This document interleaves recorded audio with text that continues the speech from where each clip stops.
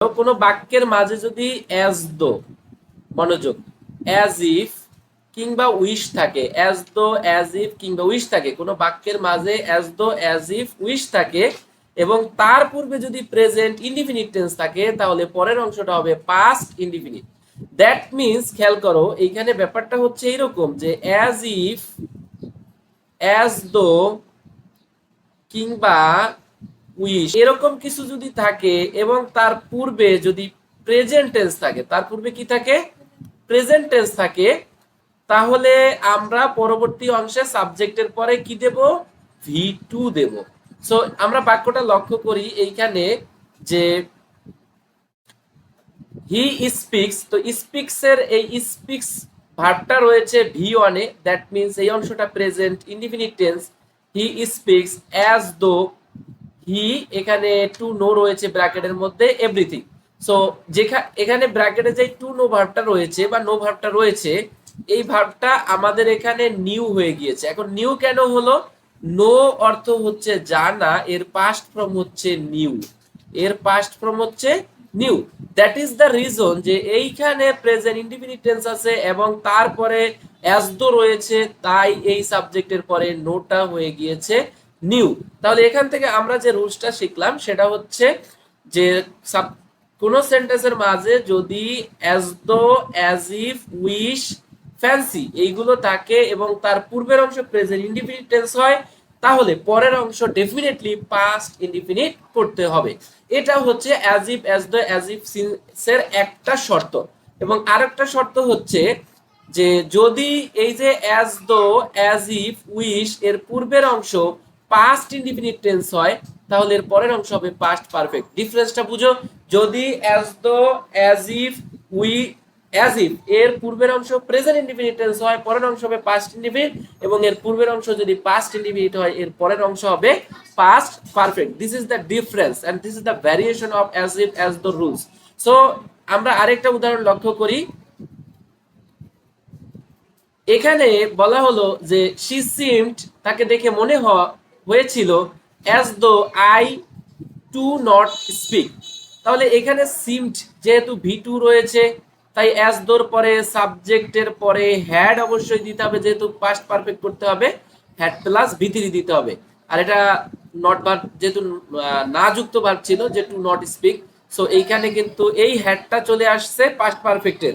So I had not, এই speak এর V three হচ্ছে স্পোকেন।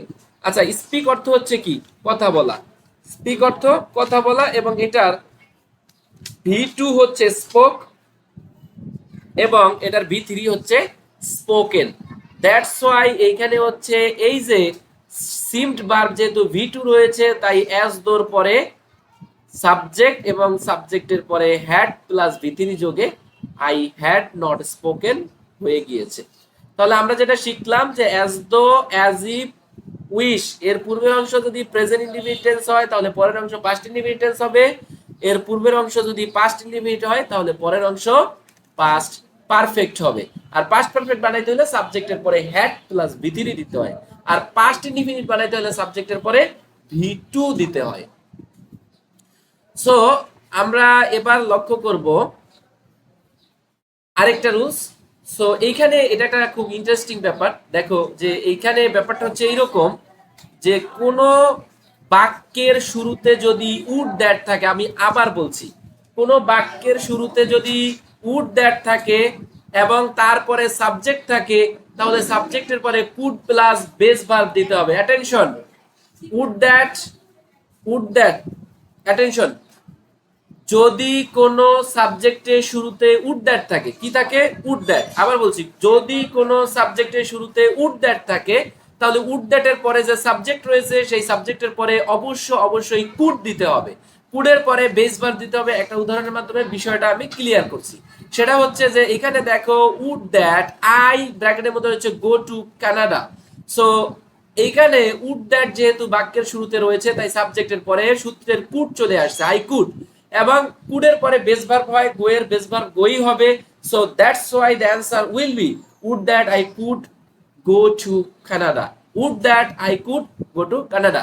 সো আমরা এক্সাম্পলের মাধ্যমে, আরেকটা এক্সাম্পলের মাধ্যমে বিষয়টা ক্লিয়ার হব। উড দ্যাট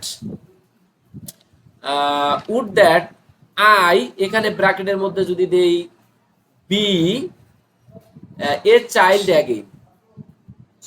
সো দেখো এই আনসারটা কি হবে, এই আনসারটা হবে, মনোযোগ দিয়ে বুঝো, মনোযোগ দিয়ে বুঝো, যেহেতু বাক্যের শুরুতে উড দ্যাট রয়েছে, বাক্যের শুরুতে উড দ্যাট রয়েছে, তাই সাবজেক্টের পরে এখানে আমাদেরকে কুড যোগ করতে হবে। কি যোগ করতে হবে? একটা কুড যোগ করতে হবে, এবং কুডের পরে ভার্বের বেস ফ্রম বি, এর বেস ফ্রম বি হবে। সো অ্যান্সারটা হবে would that I could be a child again, would that I could be a child again. So আমি রুলসটা আবার বলছি, সেটা হচ্ছে যে কোনো সাবজেক্টের কোনো সেন্টেন্সের শুরুতে যদি উড দ্যাট থাকে, তাহলে উড দ্যাট এর পরে যে সাবজেক্ট আসবে সেই সাবজেক্টের পরে হচ্ছে কি যোগ করতে হবে? কুড যোগ করতে হবে। কুড যোগ করার পরে ভার্বের বেস ভার্ব দিতে হবে। সো অ্যান্সারটা এরকম হবে, would that I could be a child again.